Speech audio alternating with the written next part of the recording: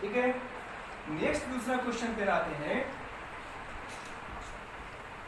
ये भी एक बड़ा इंटरेस्टिंग क्वेश्चन दिमाग में आया है। एक चार्ज यहाँ पर रखा है आपको एक पॉइंट पे, सपोज के 4q चार्ज है ये माइनस में, और दूसरा चार्ज रखा है r डिस्टेंस पे सिर्फ q, सपोज q रखा है। Let this point is a, this is b। आपसे कहा कि यहाँ पे जो इलेक्ट्रिक फील्ड है वो आपका E है। If electric field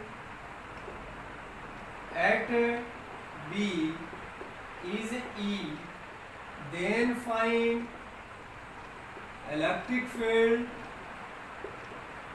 at A। ये क्वेश्चन सॉल्यूशन के लिए क्या करेंगे? इलेक्ट्रिक फील्ड हमसे बोला है, वो इलेक्ट्रिक फील्ड क्या होता है? फोर्स पर यूनिट चार्ज, एक कूलम चार्ज पे कितना। तो अगर हम पहले बात करें कहाँ का इलेक्ट्रिक फील्ड दिया है, बी पॉइंट का, यहाँ का, ठीक है ना। तो यहाँ पर इलेक्ट्रिक फील्ड जब फाइंड करेंगे तो इसको आपको हटा करके बात समझना है। यहाँ पे 1 कूलम प्लस चार्ज रखिए, इसके चलते इलेक्ट्रिक फील्ड कितना आएगा उसका फॉर्मूला आप लगा दीजिए। आप यहाँ लिखाइए electric field E at electric field at B, ये कितना हो जाएगा EB। आपके पास फॉर्मूला क्या आएगा, इसके चलते आ रहा है इलेक्ट्रिक फील्ड, ठीक है, वो अट्रैक्टिव होगा ऐसे। ये आपका हाँ बी पर की बात करिए, EB आपका किधर है, अट्रैक्टिव है, ठीक है। Electric field at B point पर इधर की ओर डायरेक्टेड है, और ये किस चार्ज के चलते हैं, इसके चलते हैं। तो minus k into 4q upon r square. Minus हमने लिया है अट्रैक्टिव नेचर के लिए, अट्रैक्ट कर रहा है इसलिए।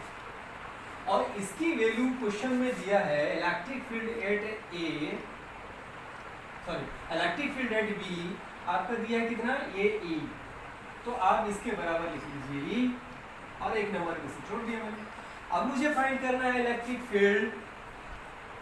फील्ड एट ए पर इलेक्ट्रिक फील्ड कितना होगा। तो इलेक्ट्रिक फील्ड एट ए के लिए जब चलेंगे तो अब क्या करेंगे, इस चार्ज को हम हटाएंगे, यहाँ 1 कूलम एज्यूम करेंगे, और इसके चलते इलेक्ट्रिक फील्ड कितना हो जाएगा, ये हो जाएगा KQ upon R square. Simple, automatic क्या है, इससे इसको डिवाइड करिए, या आप ऐसे ही लॉजिक देखिए, लॉजिक यूज करिए अपना, KQ upon R square equal to क्या मिल रहा है, E अपॉन -4। तो ये हो गया आपका माइनस E अपॉन 4, यह आंसर हो जाएगा यहाँ के लिए electric field. Second next question में आपसे कहा जा रहा है क्या, कि मान लीजिए कि ये कोई चार्ज है +Q और ये कोई कंडक्टर है। आपसे कहा कि कुछ फील्ड लाइंस ऐसे चल रहे हैं, ये, और इसी चार्ज के चलते इसी कंडक्टर पे कुछ फील्ड लाइंस ऐसे चल रहे हैं।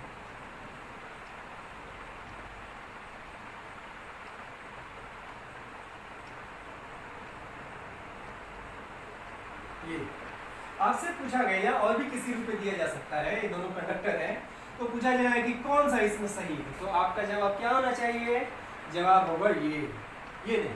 क्यों, इसलिए कि जब ये चार्ज के सामने रखेंगे इसे, ये क्या करेगा, इस पर चार्ज इंड्यूस करेगा, और पॉइंट चार्ज के चलते फील्ड लाइंस कैसे चलते हैं, नॉर्मल ऐसे है ना, ऐसे चलते हैं। लेकिन सामने नेगेटिव चार्ज आने के चलते ये सब के सब क्या हो जाएंगे, अट्रैक्ट हो जाएंगे, और ये कर्व बन जाएंगे ऐसे, जैसा कि मैं बनाया हूँ।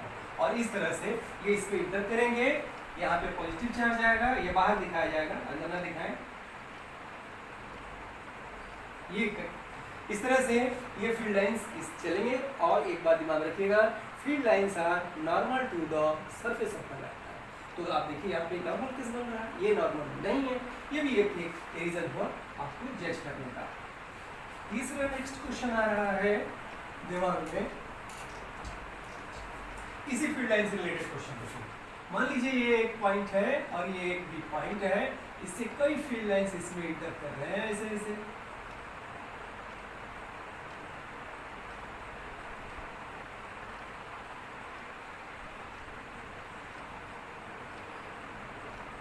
ठीक है, और मैंने क्या किया, इसमें निकलता हुआ साइन दिया, field lines are emitting starting from this point A और एंटरिंग एट दिस पॉइंट।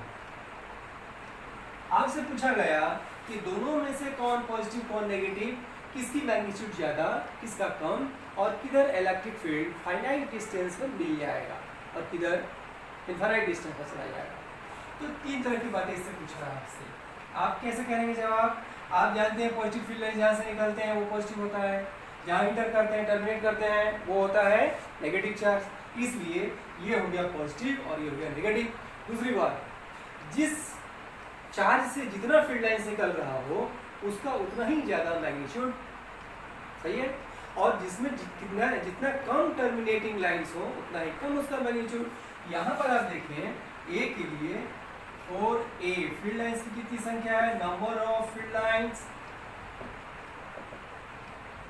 इसकी फील्ड लाइन्स हो गई 4, 3, 7, 7 और 12, ये प्लस में लेंगे और इसलिए यहाँ पे चार्ज आपका हो गया 12 यूनिट प्लस में 12 यूनिट। और उसी तरह से बी पार्ट के लिए क्या मिल रहा है, नंबर ऑफ फील्ड लाइन्स, यहाँ पर आपको मिल रहा है 4, 7, 10 मिल रहा है, ये 10 और ये माइनस लेंगे क्योंकि इसमें टर्मिनेट कर रहा है, इंटर कर रहा, तो इसलिए चार्ज इसका कितना हो गया, ये हो गया आपका -10 यूनिट। इसलिए पता क्या चला, मैग्नीट्यूड ऑफ दिस चार्ज का मैग्नीट्यूड ज्यादा है इससे, therefore QA magnitude of QA greater than QB, ये आप देंगे। अब दूसरी बात हो गई, जिधर मैग्नीट्यूड ज़्यादा है उधर में कंपैरेटिवली जल्दी से और नज़दीक डिस्टेंस पर इलेक्ट्रिक फील्ड 0 का पोजीशन मिल जाएगा, बट जिधर कम होता है उधर आपका लेंथ ज़्यादा लेता है, डिस्टेंस ज़्यादा लेता है, फाइनाइट की तरफ मूव करने लगता है, इसलिए यहाँ पे मैग्नीट्यूड इसका ज़्यादा है, तो to the left of A finite distance पर इलेक्ट्रिक फील्ड इसका 0 मिल जाएगा, इसके लिए बहुत दूर जाना पड़ सकता है। ये और बात हुई इससे रिलेटेड। नेक्स्ट एक क्वेश्चन दिमाग में मेरे और आ रहा है, बहुत अच्छा क्वेश्चन है, और वो है परमिटिविटी फाइंड करने का। ये कोई सपोर्ट है जिसे 2 स्ट्रिंग से 2 चार्ज्ड आइडेंटिकल स्फीयर लटके हुए हैं, इसमें भी चार्ज Q है और इस पर भी चार्ज Q है, दोनों प्लस हैं और ये रिपल कर रहे हैं, ये इधर रिपल हो रहा है और ये इधर रिपल हो रहा है, ये लाइन ऑफ एक्शन है, ठीक है। जब रिपल कर रहे हैं तो इसमें एंगल बन रहा है, मान लीजिए कुछ भी 60 डिग्री से कुछ बन रहा है, ये रिपल्सिव फोर्स हो गया F, ये रिपल्सिव हो गया F, वेट इसका काम कर रहा है नीचे डाउनवर्ड, वेट इसका काम कर रहा है नीचे डाउनवर्ड। आपसे बोला कि जब इस सिस्टम को फिर किसी लिक्विड में रख दिया गया, मान लीजिए कि ये लिक्विड है और इसमें इस सिस्टम को रखा गया, तो पाया गया क्या कि ये सेम कंडीशन में है, सेम यहाँ पे ये सब कुछ उतना ही है, ये भी 60 डिग्री है, ये लाइन ऑफ एक्शन, फोर्स कितना है ये पता नहीं, यहाँ पे एयर में है इसलिए एयर डालिए, यहाँ पे ये भी एयर में है और ये वेट एयर में है, ठीक है, वेट एयर। जब ये लिक्विड में इमर्ज कर दिया गया तो क्वेश्चन में कह रहा है कि ये जो कंडीशन है ये इतना ही है, 60 डिग्री का 60 डिग्री बना हुआ है। अब आपको बताना है यहाँ पर क्या हो रहा है, फोर्स चला गया, ये क्वेश्चन में रिटन स्टेटमेंट है बट मैं उसको डायग्राम से बता रहा हूँ, आप समझ रहे होंगे ज़्यादा, डायग्राम से क्वेश्चन में नहीं बताया जाता है बट मैं क्वेश्चन बता दे रहा हूँ। तो इसमें जब इमर्ज किया गया तो भी ये 60 डिग्री है और आपसे पूछा है कि इस लिक्विड का एप्सिलॉन r या डाइलेक्ट्रिक कांस्टेंट कितना है, बहुत अच्छा क्वेश्चन है। गिवन में क्या है, इसकी डेंसिटी दे रहा, लिक्विड की डेंसिटी दे रहा कितना, डी लिक्विड ये आपका दे रहा 800 या 6 जो भी ले लीजिए, 800 kg पर मीटर क्यूब, और ये जो बॉल है बॉल की डेंसिटी दे रहा है डी ऑब्जेक्ट, डी बॉल ये आपका दे रहा है 1200 kg पर मीटर क्यूब। अब इस तरह से आपको K की वैल्यू फाइंड करना है, क्वेश्चन समझ रहे हैं। अब इसको करेंगे कैसे उसकी बात समझिए, जब ये एयर में है, यहाँ दिखाइए व्हेन इन एयर, एयर में जब है तो ये आपका कंडीशन होगा, रिपल्सन फोर्स होगा और ये इधर जा रहा है, वेट डाउनवर्ड हो रहा है। हर एक बॉल को बैलेंस कंडीशन में, इक्विलिब्रियम कंडीशन में रखने वाले फोर्सेस कौन कौन है वो देखा जाए फ्री बॉडी डायग्राम से। और इस देखिएगा इस वायर इस स्ट्रिंग में कोई ना कोई टेंशन आएगा, लेट टी है वो, ठीक है। यहाँ से वर्टिकल एंगल डालिए, वर्टिकल साइड, और ये आपका 30 डिग्री इधर हुआ, 30 डिग्री हुआ या थीटा पे भी ले सकते हैं, हो जाएगा। आप टी टेंशन को दो पार्ट में रिजॉल्व करिए, एक इधर जा रहा है और एक इधर जा रहा है। देखिए यहाँ ध्यान से, ये 30 डिग्री यहाँ पर आ गया और इधर हो गया आपका कितना, टी कॉस 30, टी कॉस 30, और इधर कितना हो जाएगा, टी साइन 30। सेम चीज इसके लिए भी होगा। आप इसको इधर दिखाने की जरूरत नहीं है, बस यहीं से बात करिए। वही बात यहाँ पर भी आएगा, यहाँ पर भी आएगा, इसकी बात अभी छोड़ दीजिए, पहले इसी बात करिए। अब ये सारे फोर्सेस को बैलेंस करिए। F air is equal to T sine theta 30 और F weight, weight air is equal to कितना दे रहा है, ये आपका बराबर है किसके, टी कॉस 30 के। डिवाइड करेंगे तो यहाँ से क्या मिल रहा, F air upon weight air is equal to tan theta, tan 30 let first. Similarly यहाँ भी आप देखिए होगा कि आपका टेंशन हुआ, यहाँ भी आपका रिजर्व करेंगे तो एक हो जाएगा कंपोनेंट इधर टी cos थीटा और एक कंपोनेंट इधर टी साइन थीटा। सेम वही कंडीशन है क्योंकि ये चेंज हुआ नहीं है। और वेट अब यहाँ पे ये आपका लिक्विड में हो गया फोर्स और ये हो गया आपका वेट इन लिक्विड, ये बदल जाएगा। लिक्विड के अंदर जब जाएगा तो आप जानते हैं जितना उसका डायलैक्ट्रिक कांस्टेंट होगा उतना टाइम्स इन दोनों के बीच का फोर्स घटेगा, चेंज हो जाएगा। ये तो प्रॉपर्टी होता है परमिटिविटी, रिलेटिव परमिटिविटी का या डायलैक्ट्रिक कांस्टेंट का। तो ये घट गया, ये नहीं रह जाएगा, इसलिए आप लिखिए एफ लिक्विड और वेट भी आपका अपथ्रस्ट लगने के चलते चेंज हो जाएगा और वेट लिक्विड लिखिए यहाँ पे, ठीक है। बट बाकी सारे कंडीशन यहाँ अप्लाइड होंगे व्हेन इन लिक्विड, लिक्विड पे जब ये है तब की बात की जाए। यहाँ पे डायरेक्ट मैं कर रहा हूँ, ध्यान दीजिएगा सब लोग, यही कंडीशन आएगा, ये आपका इसके बराबर, ये इसके बराबर, नेट इसी बात पर आएंगे, इसलिए डायरेक्ट मैं लिख रहा हूँ F liquid upon weight liquid is equal to, फिर मिलेगा मुझे tan थीटा, ठीक है। और ये सेकेंड, इस तरह से ये दोनों केस बराबर हो गए। कंपेयर कर लीजिए first and second, we get F air divided by W air is equal to F liquid और W liquid. F air upon F liquid is equal to weight air weight liquid, ये आप कर सकते हैं। अब यहाँ पे नोटिस करिए, दो चार्जेस के बीच फोर्स लग रहा हो एयर में और फिर उन्हीं दो चार्जेस के बीच फोर्स लग रहा हो लिक्विड में, इन दोनों का रेशियो जब लेते हैं इसे क्या कहते हैं, इसे कहते हैं डायलैक्ट्रिक कांस्टेंट या रिलेटिव परमिटिविटी। तो यह हो गया आपका, ये हो गया आपका एप्सिलॉन आर और के, ठीक है। और इधर आपका जो चीज है वो देखिए, वेट इन एयर हो गया mg, नीचे हो गया mg डैश, mg डैश अलग हो गया, वेट अलग हो जाएगा, ठीक है। इसको आप लोग चेंज कैसे करेंगे उसकी बात किया है, ये हो जाएगा आपका कैसे, उसकी बात दिया। हम तो मास के टर्म्स में जाने से सॉल्व नहीं होगा, वॉल्यूम के टर्म्स में चले तभी ये सॉल्व होगा। वॉल्यूम के टर्म्स में जाएंगे तो volume, this is density of object and this is G, सही है।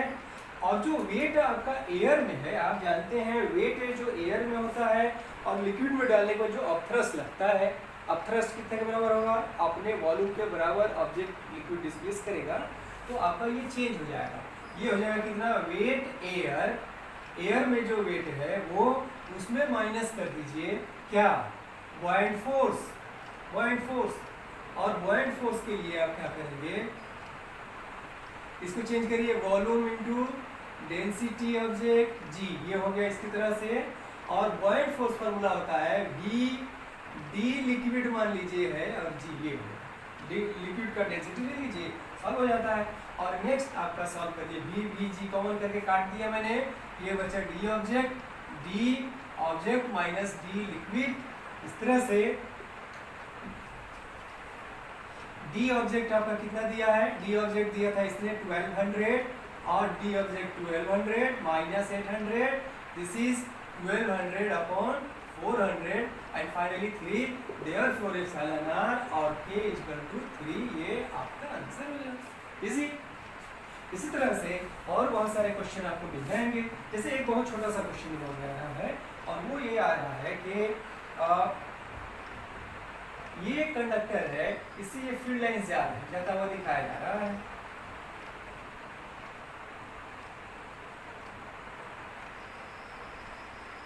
और एक ये भी दिखाया गया। कौन सा फील्ड लाइन सही है इसमें से, ये आपको बताने हैं। कौन सा सही है तो सिंपल आप बताइएगा कि ये सही है। क्यों?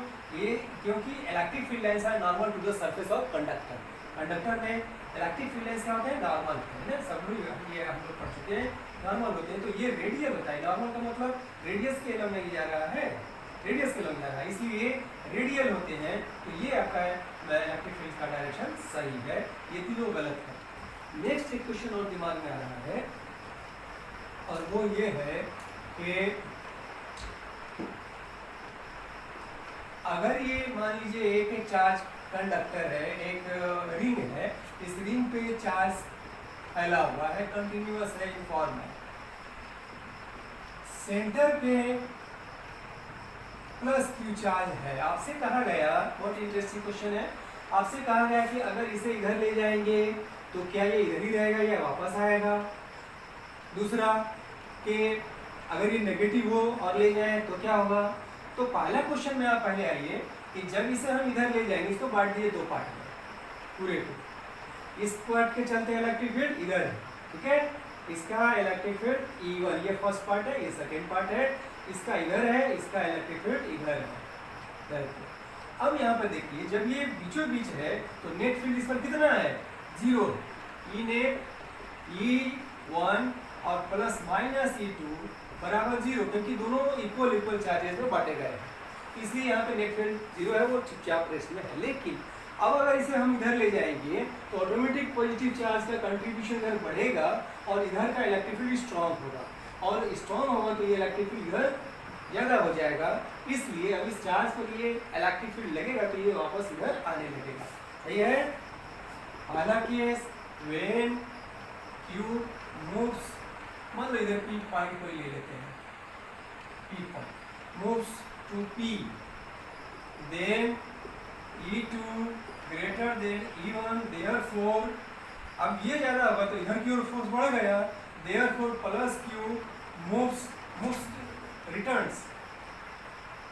रिटर्न्स टू सेंटर पर वापस आ जाएगा। दूसरा केस हो रहा है कि अगर ये माइनस चार्ज हो तो if minus Q moves towards P की तरफ जा रहा हो तो माइनस होगा तो क्या होगा, प्लस चार्जेस की वैल्यू को घटाएगा, इसलिए इधर नेट चार्ज पॉजिटिव घटेंगे, इधर का उतना ही रहेगा। तो ये इलेक्ट्रिक फील्ड स्ट्रॉन्ग हो जाएगा और वो उसे इधर की ओर डायरेक्ट, मतलब ये वाला इलेक्ट्रिक फील्ड इफेक्टिव होगा, और माइनस चार्ज जब होगा तो उसे खींचेगा उसे। ये माइनस चार्ज अगर है तो इसे खींचने लगेगा, कौन? E1, क्योंकि E1 वहाँ पे ग्रेटर हो जाएगा। Minus Q moves towards B, then E1 greater than E2, और इसलिए माइनस Q जब ये इलेक्ट्रिक फील्ड बढ़ जाएगा तो माइनस Q चार्ज जो है हाँ उसे खींचेगा, वापस लाएगा, नहीं उसे और पुश करता हुआ ले जाएगा और इसे ले आके रिंग से सटा देगा। So minus Q is move towards ring की तरफ जाके सटेगा। एक और क्वेश्चन इसमें आता है कि अगर ये एक्सियल लाइन पर रखा जाए, इसके एक्सियल लाइन पर ये इसी को इस तरह रखा जाए, ये एक्सियल लाइन है और ये चार्ज है, और उस कंडीशन में अगर माइनस चार्ज को हम यहाँ पे रख दिए, जो कि बहुत छोटा डिस्टेंस है, x मस्ट लेस देन इसकी रेडियस है, रेडियस r, तब के लिए क्या होगा, ये माइनस चार्ज यही रहेगा या SHM करेगा? तो ये SHM करेगा। कैसे कि एक्सियल लाइन पे रिंग के चलते जो इलेक्ट्रिक फील्ड होता है वो होता है KQ, इस पर जो चार्ज है उसको कैपिटल Q से दिखाइए, KQ x upon r square plus x square 3/2, ये आपका फॉर्मूला होता है, निकाला जाता है। तो इतना फोर्स यहाँ लगता है एक्सियल लाइन पे। अब अगर x बहुत छोटा है तो ये क्या होगा, यहाँ से ये नेग्लेक्ट हो जाएगा, ठीक है, ये नेग्लेक्ट हो जाएगा। तो आप अब यहाँ पे रखिए KQ x अपॉन ये बच जाएगा r स्क्वायर, इसका कट जाएगा, क्यूब बचेगा, इतना इलेक्ट्रिक फील्ड बचा। अब यहाँ पे क्या होगा, फोर्स कितना लगेगा इस पे वो निकालिए। Force is equal to minus charge है, अट्रैक्टिव नेचर का होगा, तो माइनस क्यू को मल्टीप्लाई कर दीजिए ई से।